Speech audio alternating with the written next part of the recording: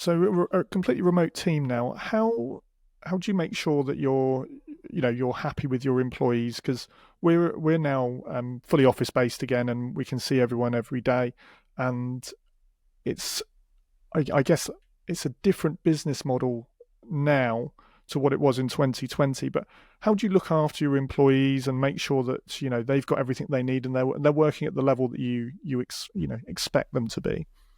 Yeah, I think that the first and foremost is the trust element. I think you have to trust your team, and there has to be a building up of that trust over a period of time.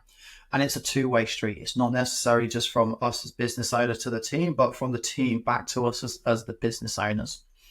Um, there are key things that we put in place. So every day we have the opportunity to get together as a team in a scrum. It's optional because if we did it every single day, then some people might not want to be there. They want to get on with some of the work and activity. So optional every day except Friday. And then we all get together on a Friday in Scrum. So this morning, for example, we had our weekly quiz. And we set up like a little bit of a leaderboard and we have some fun and things like that. So that keeps everybody engaged.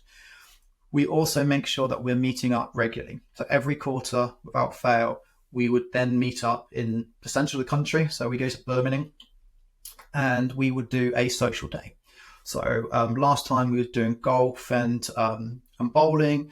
Then that one in the summer is going to be a 2-day event where we're going to do some like bake-off stuff and stay overnight and have some food and drinks and really have that social interaction. So you do get that face-to-face time as well. But we're constantly talking. We have Slack, we have video calls. It's not like we say hello at 9 a.m. and goodbye at 5. It's constant communication.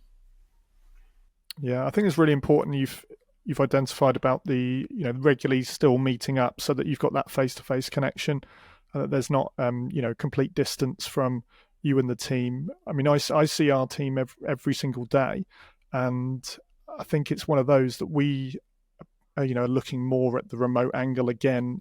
We've kind of gone in both ways. We went fully remote, obviously, when we had to, and then we've gone all fully back into the office. And now we're kind of finding a bit of a hybrid approach again. So it swings in roundabouts. But I guess it's like everything. It just depends on what your business needs and the type of people you've also got in the business. When you have juniors that need to learn off others, sometimes it's easier if they're around others. But if you've got more experienced staff, I think working from a distance can be as satisfactory for them as being in the office. Yeah, I think there are some challenges to it. So one challenge is with new starters, for example, is trying to get them onboarded and things like that. So one of the things that we've implemented recently is like if we are to have a new starter, we will move our quarterly social or we'll add in an extra get together earlier in the phase, because that way they get a bit more face to face time with us really early. They get to know us, and you can break down that barrier, which is currently the screen.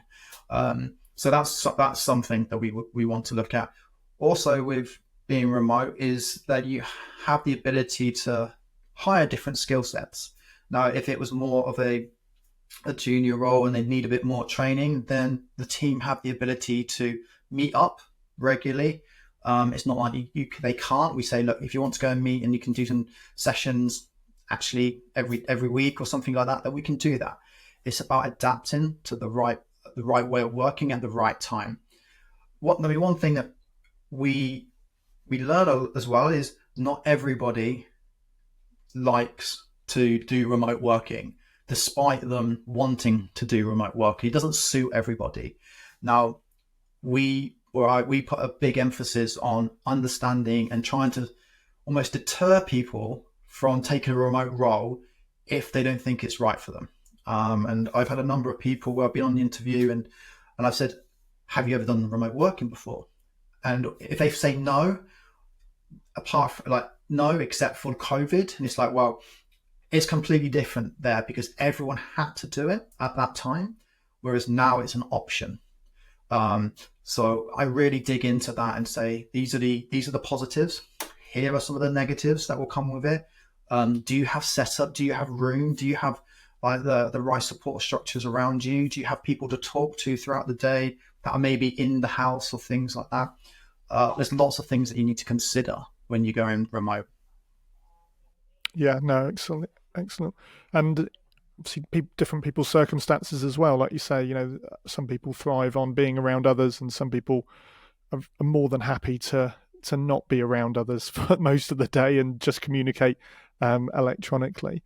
Now, having a remote team, I imagine you must have a very good documentation, like process system. How have you implemented that so that your team can all work independently? Yeah, so this is where COVID was an advantage for us because we took the time. During COVID, what we had was a bit of a shake-up over the first 2 or 3 months of it, and then there's a stabilization, and then there was growth. So during that shake-up, everyone was hands to the pump, making sure that the business was going to be okay and not fall down. When it started to stabilize, we had a bit more time. So Matt and I spent a lot of our time building out processes and implementing them because we were back in doing some of the work at that stage. So we managed to, during COVID, just process most stuff, actually build out the frameworks, get the team to back on board to utilize those frameworks, and then utilize the consistency, which would then enable us to deliver the results. So one of the things that you would have seen from the, or Sam would have seen from the proposal is that we had a framework in terms of how we approached our organic search campaigns or our paid search campaigns.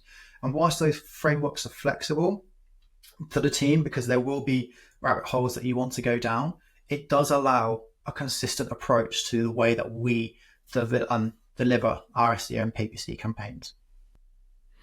Perfect. Well, I mean, they say documentation is the way to grow a business, essentially, because if you look at McDonald's, how regimented, and no matter which McDonald's you go into, that they're all producing the same quality, no matter which country you're in, and it's all down to the fact that everything is documented, regimented, and can be replicated again and again, and that's the way to grow a business.